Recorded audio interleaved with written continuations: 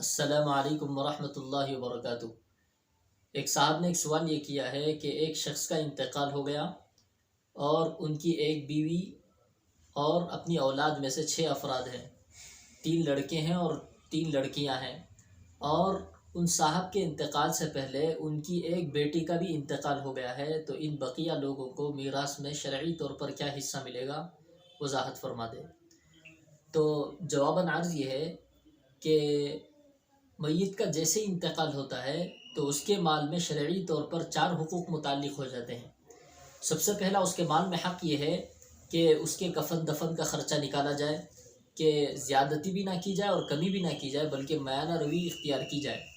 اور دوسرے نمبر پر اس کے جتنے بھی قرض ہیں وہ قرضوں کو ادا کیا جائے، حتیٰ کہ ان قرضوں میں بیوی کا مہر بھی ہے کہ اگر وہ ادا نہ کیا ہو تو اس کے مال سے ادا کیا جائے گا، اور دیگر تمام جو قرض ہیں ان قرضوں کو بھی اسی کے مال سے ادا کیا جائے گا۔ نمبر 3 پر ہے کہ اگر اس نے کچھ وصیت کی ہے تو اس کی وصیت کو نافذ کیا جائے گا، اور اس کی وصیت کو اس کے موجودہ مال کے صرف تہائی حصے میں پورا کیا جائے گا، یعنی 1/3 مال کے 3 حصے کیے جائیں گے، اور ایک جو حصہ ہوگا 1/3 صرف اسی مال کے حد تک اس کی وصیت کو نافذ کیا جائے گا۔ اس کے اوپر جو وصیت ہو رہی ہے اس کی، تو اس میں اس کو وصیت کو نافذ نہیں کیا جائے گا، کیونکہ جو 2 حصے بچے ہوئے ہیں وصیت کے علاوہ وہ وارثین کا حق ہے۔ اور چوتھے نمبر پر جو مال بچ چکا ہوگا ان تمام چیزوں کو دینے لینے کے بعد، تو یہ مال وارثین اور لواحقین کے اندر شرعی حصوں کے مطابق تقسیم کر دیا جائے گا۔ تو یہ جو سوال کیا گیا ہے، تو سب سے پہلے تو یہ دیکھا جائے گا کہ ان صاحب کا قرضہ ہے یا نہیں۔ قرضہ ہے تو سب سے پہلے وہ ادا کیا جائے گا۔ بیوی کو مہر نہیں دیا ہے تو اسی کے مال میں سے مہر دلا دیا جائے گا۔ ہاں، اگر بیوی نے پہلے ہی سے مہر معاف کر دیا اور شوہر سے اس کی صلح ہو چکی ہے اور یہ کہہ دیا کہ میں نے اپنا مہر معاف کر دیا، تو اسی صورت میں بات الگ ہے۔ لیکن اگر اس نے معاف نہیں کیا ہے تو مہر بھی قرض کے اندر شامل ہے، اس کا پورا کیا جائے گا، مہر دلایا جائے گا، اور وصیت کی ہے تو اس کو نافذ کیا جائے گا۔ ان تینوں چیزوں کے مکمل ہو جانے کے بعد اب جو کچھ مال بچا ہے، تو اب اس مرد کا جو کہ انتقال کر گیا ہے اس کی بیوی کو 8واں حصہ ملے گا۔ اس کی پوری جائیداد کو سامنے رکھے، اس کے سارے مال و خزانے کو سامنے رکھے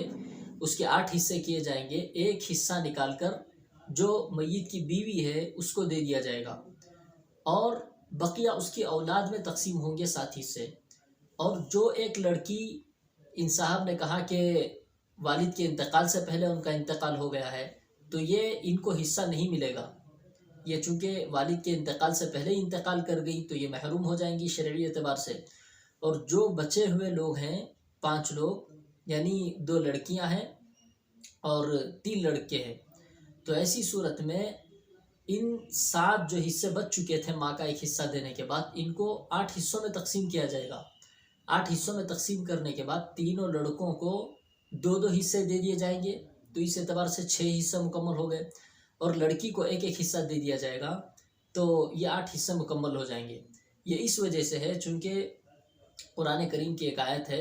جو کہ اصول ہے میراث کا، للذکر مثل حظ الانثیین،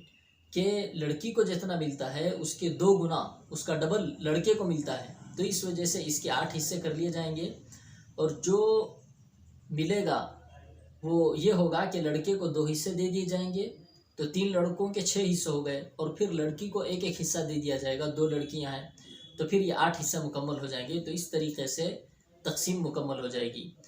اور کبھی ایسے ہوتا ہے کہ آدمی کے مرنے کے بعد میراث تقسیم نہیں ہوتی، سالہ سال گزر جاتے ہیں،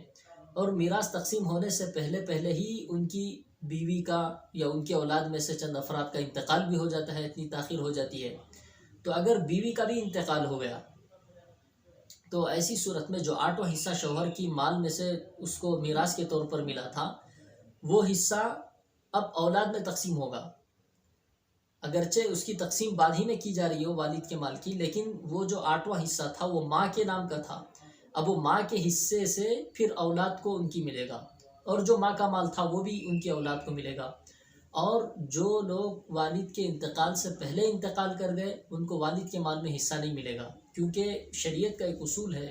کہ باپ کے انتقال کے وقت جو موجود رہیں انہی کو حصہ ملتا ہے، اور جو موجود نہیں رہیں تو ان کو حصہ نہیں ملے گا۔ اور کبھی ایسے ہوتا ہے کہ والد کا تو انتقال ہو گیا اور اس کے حصے تقسیم کرنے سے پہلے والد کے انتقال کے بعد کسی لڑکے کا انتقال ہو گیا، لڑکی کا انتقال ہو گیا، تو اس کا شریعت میں حصہ متعین ہے۔ اب اس کا حصہ اس لڑکے کی اولاد کو یعنی پہلی میت کے پوترے کو ملے گا۔ تو اس طریقے سے تقسیم عمل میں آئے گی۔ چونکہ میراث کے مسائل بہت پیچیدہ ہوتے ہیں، ذرا سے فرق سے بھی مسئلہ بدل جاتا ہے، تو اس وجہ سے ان مسائل کو چاہیے کہ اپنے کسی مفتی سے معلوم کر لیں اور براہ راست اس سے تعلق کر کے پوچھ لیا جائے تو یہ بہتر ہے، کیونکہ آمنے سامنے بیٹھ کر جو افہام و تفہیم ہو سکتی ہے اور جو حال احوال بتائے جا سکتے ہیں وہ دوری میں نہیں بتائے جا سکتے الا کہ لکھ کر ہو، کوئی تفصیل سے ہو۔ تو اس وجہ سے صرف ان چیزوں کو سن کر فیصلہ نہ کیا جائے، بلکہ کسی مفتی سے اپنی پوری نوعیت سامنے رکھ کے اس کو بیان کر لیا جائے۔ یہ مسئلہ جو بیان کیا گیا ہے ایک خاص مخصوص تحریر آئی تھی، اسی تحریر کے مطابق اس مسئلے کو ریکارڈ کرایا گیا ہے، تو لہٰذا تمام احباب اسی مسئلے پر اپنے مسئلے کو فٹ نہ کریں، وہ اپنی تمام پوری نوعیت کسی مفتی صاحب کے سامنے رکھیں اور وہ جو حکم دے دے اس پر عمل کرنے کی کوشش کریں۔